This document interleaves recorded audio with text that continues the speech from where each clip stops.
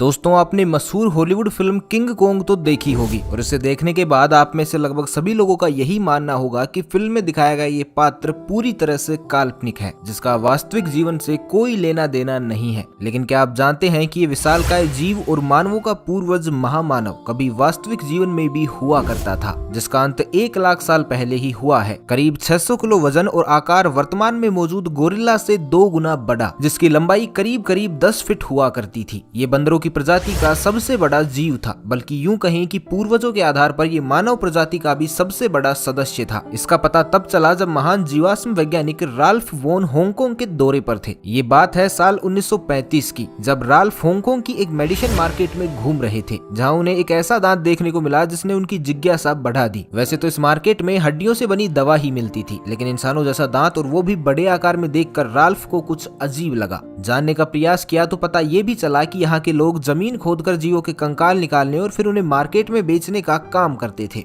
Ralph सभी कड़ियों को जोड़ते गए और आखिरकार उस गुफा में जा पहुंचे जहां से वो दांत निकाला गया था। राल्फ की किस्मत ने भी उनकी मेहनत का साथ दिया और वहां मिली अन्य हड्डियों से राल्फ ने एक समूचा जबड़ा तैयार कर दिया। इस खोज ने जो परिणाम दिए उसने सबको चौंका कर रख दिया, क्योंकि जबड़े के आधार पर जिस किसी जीव का वो जबड़ा था वो ना ही कोई बंदर था और ना ही कोई मानव, बल्कि राल्फ के अनुसार वो दांत किसी महामानव का था, जिसकी लंबाई राल्फ के अनुसार 10 फीट से भी ज्यादा और भार कम से कम 600 किलो रहा होगा। आकार की गणना के आधार पर इस जीव को जाइगेंटोपिथेकस नाम दिया गया। फिर इस पर दिन रात खोज की शुरुआत हो गई और जैसे जैसे समय बीतता गया इस जीव की तस्वीर भी बनती चली गई। ये विशाल जीव धरती पर आइस एज यानी कि हिमयुग से पहले रहा करता था, लेकिन हिमयुग के आगमन से इसका दाना पानी धरती से उठने लगा और जैसे जैसे समय बढ़ता गया इस जीव का अस्तित्व भी समाप्त होता गया। कभी समूचे एशिया पर इसका राज हुआ करता था, जिसके शरीर का आकार जितना भयभीत करने वाला था उससे कहीं ज्यादा घातक इसके दांत थे। इस जीव का एक एक दांत लंबाई और चौड़ाई दोनों में ही 1-1 इंच के हुआ करते थे, जिनसे ये जीव बांस जैसे पेड़ों को भी छील कर खा जाते थे। वहीं अगर बात राजपाट की हो तो वैज्ञानिकों के अनुसार जाइगेंटोपिथेकस को राज करना पसंद था या फिर नहीं, ये तो कोई नहीं जानता। लेकिन इसके आकार को देखकर ये साबित जरूर होता है कि अन्य जीव भी इतनी हिम्मत नहीं जुटा पाते होंगे कि कोई इस पर राज करने की भी सोच सके, क्योंकि इसका एक एक हाथ ही 15 फीट का हुआ करता था और ताकत इतनी ज्यादा कि अपने 2 हाथों से ये जीव 2 अन्य जीवों को पटक दे, वो भी एक साथ। वहीं अगर बुद्धिमत्ता की बात हो तो इसमें भी ये जीव काफी ज्यादा आगे था, और वो इसलिए क्योंकि जब छोटे मस्तिष्क वाला गोरिल्ला आज इतना बुद्धिमान होता है तो फिर जाइगेंटोपिथेकस तो गोरिल्ला से कई गुना बड़ा हुआ करता था। उस पर जितनी बड़ी खोपड़ी में मौजूद उतना ही बड़ा दिमाग। लेकिन मूल सवाल तो फिर भी यही है कि जो महामानव आज धरती पर मौजूद नहीं है वो क्यों नहीं है, और अगर ये मौजूद थे तो फिर विलुप्त कैसे हुए? इसका जवाब राल्फ तो नहीं ढूंढ सके, लेकिन उनके शोध को आगे बढ़ाने वाले वैज्ञानिकों ने इसका जवाब जरूर ढूंढ निकाला। साल 2012 में आई एक रिपोर्ट में पता चला कि इसके पीछे की सबसे बड़ी वजह इन महामानवों का पेट था। वनस्पति पर पलने वाले ये विशालकाय वानर अपने अस्तित्व को उस समय बचाने में नाकामयाब हो गया जब हिमयुग के चलते जंगल के जंगल बर्फ की चादर ओढ़ने लगे। पेड़ पौधे तेजी से खत्म हो गए, जिसका सीधा असर इनके जीवन पर पड़ा। हालांकि घटते हुए तापमान को इनके शरीर पर मौजूद बालों ने संभाल लिया था, लेकिन पेट की भूख का विकल्प ये विशालकाय जीव फिर भी नहीं ढूंढ सका और इसका विशालकाय शरीर खुद इसकी ही जान का दुश्मन बन गया। वैज्ञानिकों का ये भी दावा है कि अपने भारी भरकम शरीर के चलते इसने उन जगहों को तलाशने का प्रयास भी नहीं किया जहां रहकर ये अपनी जान को बचा सकता था, लेकिन उसके लिए इसे हजारों मील का सफर तय करना पड़ता, जो इसके भारी भरकम शरीर ने इसे करने ही नहीं दिया। वैज्ञानिकों का दावा है कि केवल प्रकृति ही ऐसी नहीं थी जो इन पर निर्मम हुई, कुछ इनके साथी जैसे आदि मानव भी इनके विलुप्त होने की वजह बने। कहा जाता है कि ये वही समय था जब पहली बार आदि मानवों ने पत्थर से हथियार बनाए थे,